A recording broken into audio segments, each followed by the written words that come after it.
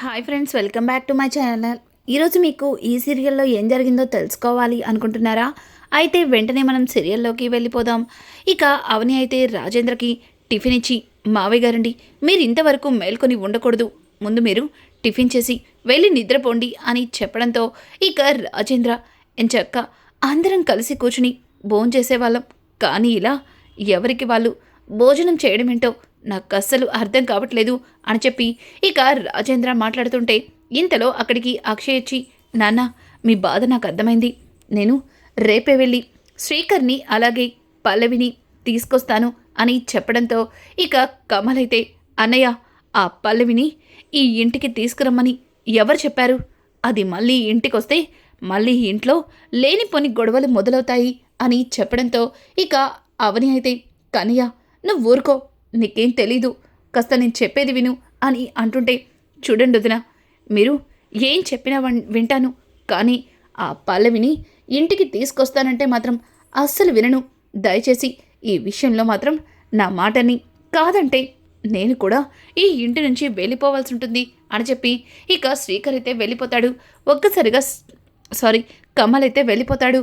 ఇక ఒక్కసారిగా కమల్ మాటలకి రాజేంద్ర, అదేంటి కమల్ అలా మాట్లాడుతున్నాడు అని అంటుంటే ఇక అవని, అయ్యో మావయ్య గారు, కన్నయ్య మనసేంటో, కన్నయ్య మాటలేంటో మీకు ఇంకా తెలీదా? కన్నయ్యతో ఎలా మాట్లాడాలో నాకు తెలుసు.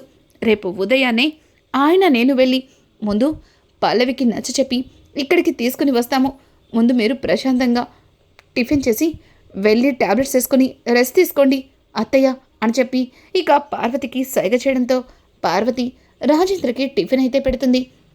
ఇంకా ఉదయాన్నే అందరూ కూడా హాల్లో కూర్చుని ఉండగా అవని అయితే అందరి కోసం కాఫీ తీసుకొస్తుంది.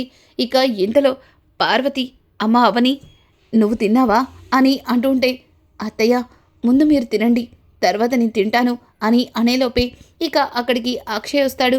అక్షయ్ని చూసిన అవని, ఏమండి, మీకు కూడా కాఫీ అని చెప్పి ఇక కాఫీని ఇస్తుంది. ఏంటి, పల్లవి వాళ్ళ ఇంటికి వెళ్దామన్నావుగా, ఇంకా రెడీ కాలేదు, అలానే ఉన్నావు అని అంటుంటే ఇక అవని, ఇదిగోండి ఇప్పుడే వస్తాను అని చెప్పి ఇక అవని అయితే లోపలికి వెళ్ళి రెడీ అయి బయటికి వస్తుంది. ఇక ఇద్దరు కూడా పల్లవిని ఏదో ఒక రకంగా నచ్చచెప్పి తీసుకొస్తామని ఇంట్లో వాళ్ళతో మాట్లాడుతూ ఉండగా ఇక ఇంతలో అక్కడికి కమల్ అయితే వస్తాడు. కమల్ వాళ్ళిద్దరి మాటలు విని, అన్నయ్య, ఇంతకు ముందే చెప్పాను కదా ఆ పల్లవిని ఇక్కడికి తీసుకురావద్దని, తనిక్కడికి వస్తే ఇప్పటి వరకు ప్రశాంతంగా ఉన్న ఈ ఇంట్లో మళ్ళీ సునామీలు సృష్టిస్తుంది. అట్లాంటి ఆడది ఈ ఇంటికి దూరంగా ఉంటేనే మంచిది. నా మాట వినండి, నాకు ఆ పల్లవి రావడం అస్సలు ఇష్టం లేదు అని చెప్పి ఇక కమల్ మాట్లాడుతుంటే అవని, కన్నయ్య, నీకేం తెలీదు, నువ్వు అనవసరంగా ఆ పల్లవి గురించి ఎక్కువగా ఆలోచిస్తున్నావు. తను ఇవన్నీ చేసిందంటే దానికి ఒక కారణం ఉంది. తను నిజానికి శ్రీకర్ని పెళ్లి చేసుకుందాం అనుకుంది. కానీ ఆ టైంలో నువ్వు తన మెడలో తాళి కట్టడం, అలాగే అన్నీ కూడా వెంటనే జరిగిపోయాయి. ఇదంతా తన ప్రమేయం లేకుండా జరగడం వల్ల తను ఇదంతా నేనే చేశానని నా మీద కోపాన్ని, పగని పెంచుకుంది. అంతకు మించి ఇంకేం లేదు. పల్లవి బయట అమ్మాయి కూడా కాదు, స్వయాన మీ నాన్నగారికి చెల్లెలి కూతురు, అంటే నీకు మేనత్త కూతురు. తను తప్పు చేస్తే మనమే ఆ తప్పుల్ని సరిదిద్ది నచ్చ చెప్పాలి, కానీ ఇలా ఇంటి నుంచి వెళ్ళగొట్టి దూరం పెట్టకూడదు. నా మాట విను కన్నయ్య అని చెప్పి ఇక అవని అయితే కమల్కి నచ్చ చెప్తుంటే, చూడండి వదిన, ఆ పల్లవి కనుక ఈ ఇంట్లో అడుగు పెడితే ఆ మరుక్షణమే నేను నా ప్రాణాలే తీసుకుంటాను అని అంటుంటే ఇక ఇంతలో పల్లవి, నీకు అంత అవసరం లేదు అని అనుకుంటూ లోపలికైతే వస్తుంది. ఏయ్, ఎందుకొచ్చావు? అసలు నిన్నిక్కడికి ఎవరు రమ్మన్నారు అని చెప్పి ఇక కమల్ అయితే పల్లవి మీద విరుచుకుపడుతుంటే పల్లవి, చూడండి, నేనేమీ మీతో కలిసి ఈ ఇంట్లో ఉండడానికి రాలేదు. నువ్వు నాతో కలిసి ఉండాలి అన్న ఆలోచనే లేనప్పుడు ఇక నేను ఈ ఇంట్లో ఉండి ఏం ప్రయోజనం? అయినా నువ్వు నాతో కలిసి ఉండాలనుకున్నా నేను మాత్రం నీతో అస్సలు కలిసి ఉండను. అందుకే నీకోసం నేనొకటి తెచ్చాను అని చెప్పి ఇక పల్లవి అయితే తన చేతిలో ఉన్న పేపర్స్ని కమల్ చేతికి ఇస్తుంది. ఇక కమల్ ఆ పేపర్స్ చూసి ఒక్కసారిగా షాక్ అవడంతో, అవి ఏంటివా అని అవని తీసి చూస్తుంది. ఇక అవని ఆ పేపర్ చూసి, పల్లవి, ఏం చేస్తున్నావు? చిన్న గొడవకి నువ్వేకంగా కమల్ నుంచి విడిపోవాలనుకుంటున్నావా? కమల్కి విడాకులు నోటీసులు ఇస్తావా? అసలు నువ్వు ఏం చేస్తున్నావో నీకు అర్థమవుతుందా? చూడు పల్లవి, నువ్వు కడుపుతో ఉన్నావు. నీ కడుపులో పెరుగుతుంది కన్నయ్య బిడ్డ. మరి ఇట్లాంటప్పుడు నువ్వు కన్నయ్య నుంచి విడిపోవడమేంటి అని అంటుంటే, ఇక పల్లవి అయితే, అమ్మ మహాతల్లి, చాలు చాలింకా, నువ్వేదో నా కోసం, నా మంచి కోసం మాట్లాడుతున్నట్టు అందరి ముందు బిల్డప్ ఇవ్వకు. నువ్వేంటో నాకు బాగా తెలుసు. ఇంకా ఇంకా ఈ ఇంట్లో బానిసలా ఉండాలనే కదా నువ్వు నన్ను ఇంకా మోయమంటలతో మభ్యపెట్టాలని చూస్తున్నావు. నేను నీ మాటలకి లొంగను. ఇష్టం లేనివాడితో కాపురం చేశాను. కష్టంగా ఉన్నా అదే నా జీవితమని సర్దుకుపోయాను. ఇంట్లో అందరూ కూడా ఎట్లాంటి ఇబ్బంది పడకూడదని వాళ్ళకి నచ్చే విధంగా ఉండడానికి ప్రయత్నించాను. నువ్వు అడుగడుగునా కూడా నన్ను డామినేట్ చేస్తూనే వచ్చావు. కానీ నేను పోనీలేని ఊరుకున్నాను. కానీ అందరి ముందు నన్ను దొంగని చేసి నిర్దాక్షిణ్యంగా మెడ పట్టుకుని బయటికి గెంటేశారు. ఇంకా ఈ ఇంట్లో ఉండి ఏం సాధించాలో చెప్పండి. నాకు ఈ ఇంట్లో ఉండడం అస్సలు ఇష్టం లేదు. ముఖ్యంగా ఇట్లాంటి అమాయకుడితో, తింగరోడితో, ఇక ఒక వదిన అనే మనిషి కోసం కట్టుకున్న భార్యని కూడా చంపడానికి సిద్ధమైన వాడితో నేను కలిసి కాపురం చేయలేను.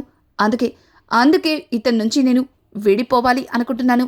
చూడండి, దాని మీద సంతకాలు చేస్తే వెళ్ళిపోతాను అని చెప్పి ఇక పల్లవి అయితే చాలా ర్యాష్గా మాట్లాడుతూ ఉంటే, ఇక కమల్ అయితే, వదిన, ఆ పేపర్స్ ఇలా ఇవ్వండి.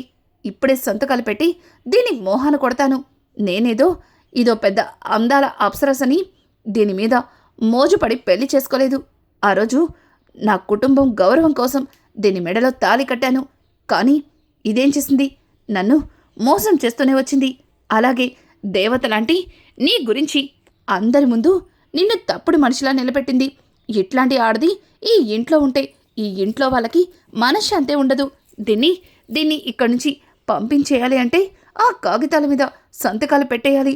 ఇక దానికి నాకు ఉన్న ఈ పెళ్ళి అనే బంధం తెగదెంపలైపోవాలి అని చెప్పి ఇక కమల్ అయితే చాలా ఆవేశపడుతుంటే, ఒక్కసారిగా రాజేంద్ర, పార్వతి, రే కమల్, ఏంట్రా, ఏం మాట్లాడుతున్నావు? విడిపోవడం ఏంట్రా? అమ్మ పల్లవి, ఏంటమ్మా ఇదంతా? భార్యాభర్తలు అన్నాక చిన్న చిన్న గొడవలు సహజం. అది నలుగురు కూర్చొని మాట్లాడుకోవాలి, కానీ ఇట్లా విడిపోవడమే సమస్య కాదు అని చెప్పి ఇక పార్వతి అలాగే రాజేంద్ర మాట్లాడుతూ ఉంటే, ఇక పల్లవి, చూడండి మావయ్య, మీరు మా నాన్నకి మా అమ్మకి స్వయాన అన్నయ్య కాబట్టి మిమ్మల్ని మనస్ఫూర్తిగా మావయ్య అని పిలుస్తున్నాను. ఒకవేళ మీకు మా అమ్మకి ఎట్లాంటి సంబంధం లేకుండా ఈ తాళి కట్టిన వాడి వల్ల మిమ్మల్ని మావయ్య అని పిలవాల్సి వస్తే, అది మీ ఇంటి నుంచి గడప దాటి బయటకు వచ్చిన రోజే పిలవడం మానేసి ఉండేదాన్ని. ఇట్లాంటి వాడితో కలిసి నేను ఉండలేను. దయచేసి నన్ను ఇబ్బంది పెట్టకండి అని చెప్పి ఇక పల్లవి మాట్లాడుతూ ఉంటే, అవని, ఇదంతా నా వల్లే జరిగింది. నేను చేసిన పొరపాటు వల్లే జరిగింది. చూడు పల్లవి, నువ్వు ఏం చేసినా సరే ఏ రోజు కూడా నీ గురించి అందరి ముందు నిజం చెప్పాలని అస్సలు అనుకోలేదు. అలాగే నువ్వు చేసిన దొంగతనం కూడా నేను కాదు, కమల్ చూడడం వల్లే బయటపడింది. ఒకవేళ ఇదంతా నా వల్లే జరిగిందని నువ్వు అనుకుంటే నేను నీకు క్షమాపణ చెప్తాను. అవసరమైతే నీ కాళ్ళు పట్టుకోవడానికి కూడా సిద్ధమవుతాను అని చెప్పి ఇక అవని అయితే పల్లవి కాళ్ళ మీద పడబోతుంటే, ఒక్కసారిగా అక్షయ్ అవని అని గట్టిగా అరవడంతో ఇక అవని అలాగే పల్లవి ఇద్దరు కూడా అక్షయ్ వంక చూస్తారు. ఇక అక్షయ్, చాలు చాలు అవని, ఇప్పటికే నువ్వు చాలా చేసేసావు. ఇక నువ్వు ఇంతకు మించి ఇంకేం చేసినా చూడటానికి నాకు అస్సలు ఇష్టం లేదు. చూడు, ఇట్లాంటి మొండి వాళ్ళతో మాటలు అనవసరం. అయినా నువ్వు ఇట్లాంటి వాళ్ళ కాళ్ళ మీద పడ్డమేంటి? చూడు అవని, నువ్వు ఎవరి కాళ్ళ మీద పడనక్కర్లేదు. ఎవరి మీద జాలి సానుభూతి చూపించక్కర్లేదు.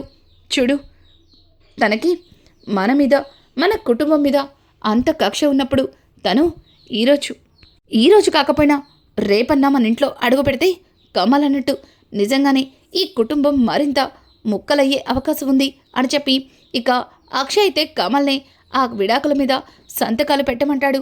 ఒక్కసారిగా పల్లవి చాలా కంగారు పడుతుంది. ఇదేంటి, నేను ఈ ఇంట్లో పెద్ద అగాధాన్ని సృష్టించాలని వస్తే వీళ్ళు నిజంగానే నాకు విడాకులు ఇచ్చేసి ఈ ఇంటితో నాకు సంబంధం లేకుండా చేయాలని చూస్తున్నారు. అయ్యో, ఇప్పుడు నేనేం చేయాలి అని చెప్పి ఇక పల్లవి ఆలోచిస్తుండగా ఇంతలో చక్రధర్, బేబీ అసలు ఏంటి నువ్వు ఇట్లాంటి నిర్ణయం తీసుకుంటావని అస్సలు అనుకోలేదు అని చెప్పి ఇక చక్రధర్ అయితే పల్లవితో మాట్లాడుతూ ఇక కమల్ చేతిలో ఉన్న విడాకుల పత్రాలను తీసుకుని, ఏంటి బేబీ ఇదంతా? నీకు పెళ్లి చేసింది ఇలా భర్తతో విడిపోవడానికి కాదు, నువ్వు నీ భర్తతో కలిసి సంతోషంగా ఉండడానికి. కానీ నువ్విలా నీ భర్తతో గొడవ పడి విడాకులు తీసుకుంటానంటే నేను ఎలా ఊరుకుంటా అనుకుంటున్నావు అని చెప్పి ఇక చక్రధర్ అయితే ఆ కాగితాల్ని చింపేసి, బావా జరిగిందేంటో నాకు తెలియకపోయినా అర్థం చేసుకోగలను. పల్లవి విషయంలో పల్లవి రాంగ్ స్టెప్ వేస్తుంది. ఎలా అయినా సరే మీరు పల్లవిని పెద్ద మనసు చేసుకుని క్షమించాలి అని చెప్పి ఇక చక్రధర్ అయితే రాజేంద్ర ప్రసాద్ని బ్రతిమలాడుతూ ఉంటే ఒక్కసారిగా పల్లవి, డాడ్ ఏం చేస్తున్నారు? అసలు మీరేనా ఇలా మాట్లాడుతుంది అని అంటుంటే, చూడు బేబీ, నేనే ఇలా చెప్తున్నాను. చూడు, నువ్వు నీ భర్తతో కలిసి సంతోషంగా ఉండడం కోసం నన్ను ఏం చేయమన్నా చేస్తాను. కానీ నువ్విలా విడిపోయి నా దగ్గరే ఉంటానంటే మాత్రం నేను అస్సలు ఒప్పుకోను. చూడు కమల్, పల్లవి చేసింది తప్పే. దానికి నేను నీ కాలు పట్టుకోమన్నా పట్టుకుంటాను. కానీ పెద్ద మనసు చేసుకుని దాన్ని క్షమించు ప్లీజ్ అని చెప్పి ఇక చక్రధర్ అయితే కమల్ని బ్రతమలాడుతుంటాడు. పల్లవికైతే ఏమీ అర్థం కాదు. ఇక చక్రధర్ చేయి పట్టుకుని గబగబా బయటికి తీసుకెళ్ళి, డాడ్ ఏం జరుగుతుంది ఇక్కడ? అసలు మీరేంటి ఇలా మాట్లాడుతున్నారు అని అంటుంటే, నేను అలా మాట్లాడకపోతే ఇక్కడ మరొకటి జరుగుతుంది, అందుకే నేను ఇలా మాట్లాడవలసి వస్తుంది అని చెప్పి ఇక చక్రధర్ అయితే పల్లవితో చెప్పి పల్లవికి, చూడమ్మా బేబీ, ఇంతవరకు జరిగిందేదో జరిగిపోయింది. నువ్వు ఈ కుటుంబం మీద పగ తీర్చుకోవాలి అంటే కుటుంబానికి దూరంగా కాదు, కుటుంబంతో కలిసి ఉంటేనే అది నెరవేరుతుంది. అందుకే నువ్వు ఈ గొడవలన్నీ పక్కన పెట్టి వచ్చిన అవకాశాన్ని ఉపయోగించుకో. వీళ్ళతో పాటు నువ్వు కూడా ఇక్కడే ఉండిపో అని చెప్పి ఇక చక్రధర్ అయితే పల్లవికి నచ్చ చెప్తుంటే, పల్లవి, డాడ్ మీకేమన్నా పిచ్చి పట్టిందా? నేను ఈ కుటుంబంతో కలిసి ఉండడం ఏంటి అని అంటుంటే, చూడు బేబీ, నేను చెప్తున్నాను కదా, నువ్విక్కడే ఈ కుటుంబంతోనే కలిసి ఉండాలి అని చెప్పి ఇంకా చక్రధర్ అయితే పల్లవికి నచ్చ చెప్తూనే వాళ్ళతో అక్కడే ఉండమని ఇంకా అక్కడి నుంచి వెళ్ళిపోతాడు. ఇక ఇంతలో అవని అయితే చక్రధర్ కారుకి అడ్డుగా నిలబడుతుంది. ఇక చక్రధర్ అయితే గబగబా కిందకి దిగి అవని దగ్గరకు వచ్చి, ఏంటమ్మా, నువ్వు చెప్పినట్టుగానే పల్లవికి నచ్చ చెప్పాను, తనని ఇక్కడ ఉండడానికి ఒప్పించాను. ఇంకా ఇంకా ఏం చేయాలి అని అడుగుతుంటే, ఇప్పటికిది చాలు, కానీ తర్వాత ఇంకా చాలానే ఉంది అని అనడంతో ఇక చక్రధర్ అయితే, చూడు అవని, నువ్వేం చెప్పినా చేస్తాను, కానీ దయచేసి ఆ నిజాన్ని మాత్రం బయట పెట్టద్దు అని అనుకుంటూ ఇక చక్రధర్ అయితే అక్కడి నుంచి వెళ్ళిపోతాడు. అసలు చక్రధర్ అవని దగ్గర ఎందుకు భయపడుతున్నాడో ఎవ్వరికీ అర్థం కాదు. ఇక ఇదే ఇలా ఉండగా అక్షయ్ అయితే గబగబా రెడీ అయ్యి ఇక అవనిని పిలుస్తూ ఉంటాడు. ఒక్కసారిగా అవని అక్షయ్ని చూసి, ఎవటి ఎక్కడికి వెళ్తున్నారు అని అంటుంటే, ఇంకెక్కడికి వెళ్తాను, జాబ్ చేయడానికి అని చెప్పడంతో ఒక్కసారిగా అవని, ఏంటి మీరు జాబ్ చేయడానికా? మరి మీరు జాబ్ అని అంటుంటే, అర్థమైంది అవని, అర్థమైంది. ఆ రోజు జాబ్ వద్దని రిజైన్ చేసి వచ్చేసాను. కానీ ఆ రోజు రిజైనింగ్ లెటర్ మేడంని తీసుకోవద్దని నువ్వు మేడం గారికి నచ్చ చెప్పావు. దానివల్లే మళ్ళీ ఆ జాబ్లో జాయిన్ అయ్యే అవకాశం వచ్చింది. అలాగే నా తొందరపాటు వల్ల నేను చేసిన తప్పుకి మేడం గారికి క్షమాపణ చెప్పాను. అలాగే అందరి ముందు కూడా నీకు క్షమాపణలు చెప్పబోతున్నాను అని అంటుంటే ఇక అవని, అయ్యో, అందరి ముందు మీరు నాకు క్షమాపణ చెప్పడం ఏంటండి? చూడండి, మీరు నా భర్త, మీరెప్పుడు కూడా నాకంటే ఎక్కువ స్థానంలోనే ఉండాలి. ఎప్పుడు కూడా నలుగురిలో మీరు నాకు క్షమాపణ చెప్పకూడదు అని చెప్పి ఇక అవని అయితే అక్షయ్కి చెప్పడంతో అక్షయ్ అవని మాటలకి చాలా సంతోషిస్తూ, చూడమని నీ మనసుని అర్థం చేసుకోలేకపోయాను. అలాగే నిన్ను నా మాటలతో చేష్టలతో చాలా బాధ పెట్టాను. సారీ, ఐఎమ్ రియలీ సారీ అవని అని చెప్పి ఇక అక్షయ్ అయితే అవనికి క్షమాపణ చెప్తాడు.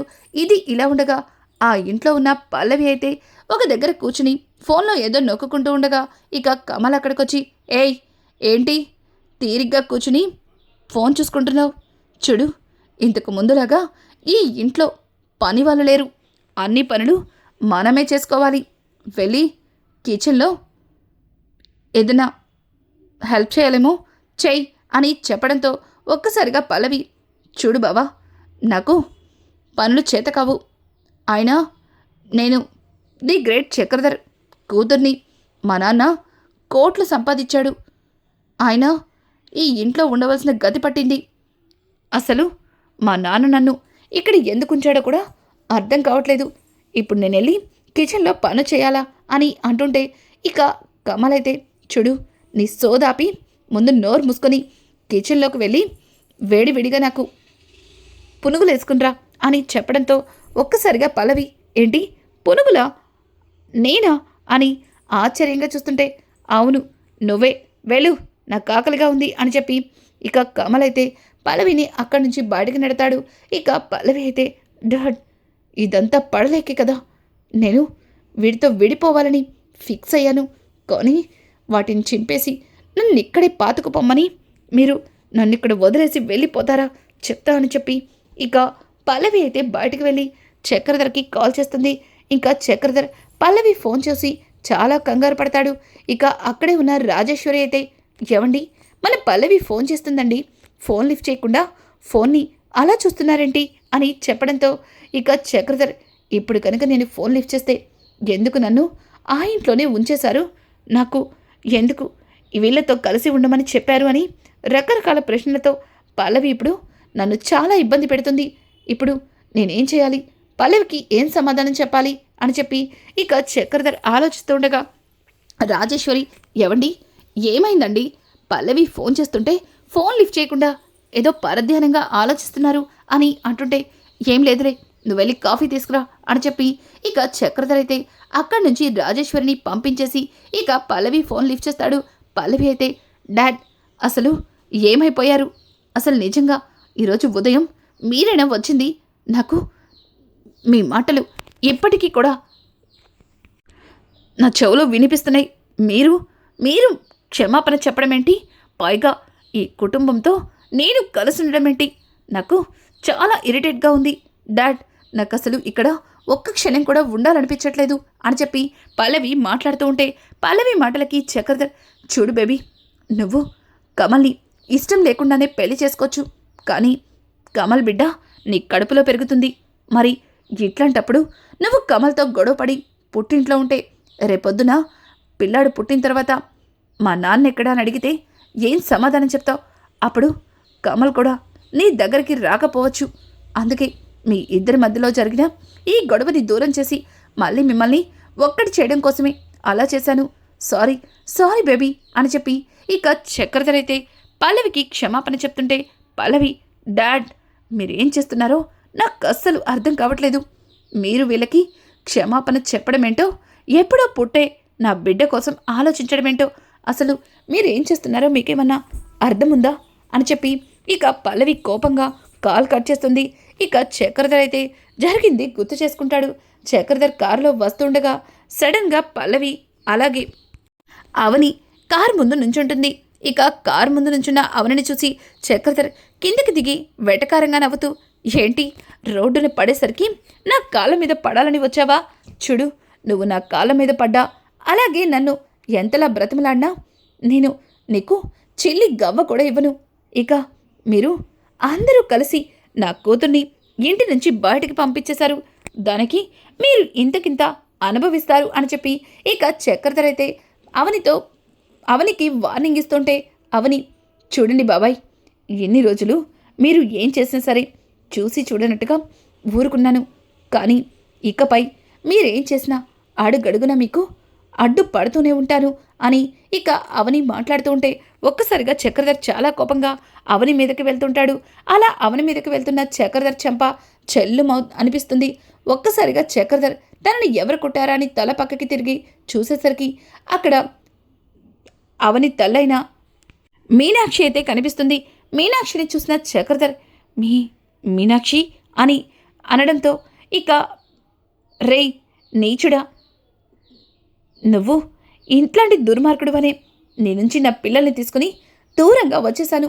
కానీ ఇప్పుడు కూడా నువ్వు నా పిల్లల్ని చంపాలని చూస్తున్నావని నాకు అర్థమైంది నిన్ను అని చెప్పి ఇక మీనాక్షి అక్కడే ఉన్న ఒక పెద్ద బండరాయిని చక్రధర్ మీదకి బోవడంతో ఒక్కసారిగా అవని అమ్మా ఆగమ్మా ఆగు అని చెప్పి మీనాక్షి చేతిలో ఉన్న రాయిని తీసుకుని అమ్మా ఏం మాట్లాడుతున్నావు, ఇతని నుంచి మమ్మల్ని దూరంగా తీసుకురావడం ఏంటి అని అంటుంటే అవునమ్మా ఈ నీచుడి వల్లే నేను ఇన్ని రోజులు ఇంతలా ఇబ్బంది పడుతున్నాను. వీడెవడో కాదు, మిమ్మల్ని కన్న తండ్రి. వీడు చేసిన మోసాన్ని నేను ఇప్పటికీ కూడా తట్టుకోలేకపోతున్నాను. నా దగ్గర ఆస్తి లేదని నన్ను కాదని ఎవరో గొప్పింటి అమ్మాయిని పెళ్లి చేసుకొని మనల్ని ఒక అనాథల్లా వదిలేశారు. అదే టైంలో నువ్వు కూడా మా నుంచి తప్పిపోయావు. ఇదంతా వీడి వల్లే అని చెప్పి ఇక మీనాక్షి అయితే చక్రధర్ మీదకి వెళ్ళబోతుంటే ఒక్కసారిగా అవని జరిగింది తెలుసుకొని షాక్ అయిపోతుంది. ఇక అవని ఇచ్చిన వార్నింగ్తోనే చక్రధర్ ఇదంతా చేస్తున్నాడన్న సంగతి పల్లవి తెలుసుకోబోతుందా? ఇక అవని నెక్స్ట్ స్టెప్ ఏంటో మీరు తెలుసుకోవాలి అనుకుంటే మా ఛానల్ని సబ్స్క్రైబ్ చేసుకోవడం మాత్రం మర్చిపోకండి. Thanks for watching. Hi friends, welcome back to my channel. ఈరోజు మీకు ఈ సీరియల్